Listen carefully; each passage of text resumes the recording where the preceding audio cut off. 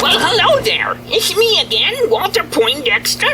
And I wanted to talk to you a little bit about how animals will show off.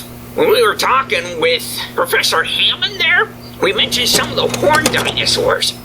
And of course, right behind you there, you've got an animal like Spinosaurus.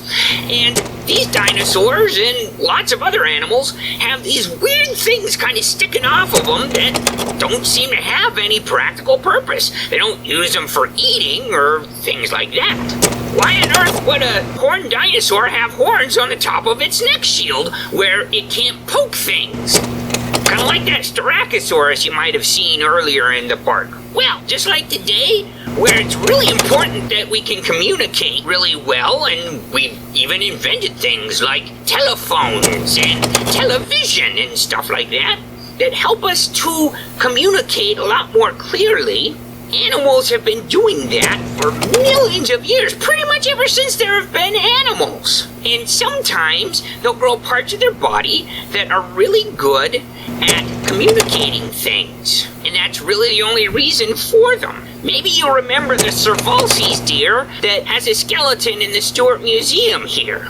It might have been able to fight with those antlers, but the weird shapes on those antlers are really there to kind of show off, to show how healthy the animal is. Because the healthier the animal is, the bigger the antlers he can grow. And the weirder the shapes, the more distinctive they are, and the easier they are to remember. So if you're a cow Cervalces and you see that impressive male there with those really impressive antlers, that'll make an impression on you, and maybe you'll want to hang around him. That's the kind of idea. And it works for dinosaurs too. With Spinosaurus, since it was probably a swimming type dinosaur, most of its body would be kind of low on the water and hard to see. You might be able to see that it has a bit of a bump on its head, and that's kind of helpful, but you can't really see it from far away. So, scientists hypothesize that Spinosaurus has this big fin on its back so that it could signal something, communicate something to other Spinosaurs probably, or maybe even other animals, saying, hey, I'm here and I'm doing stuff.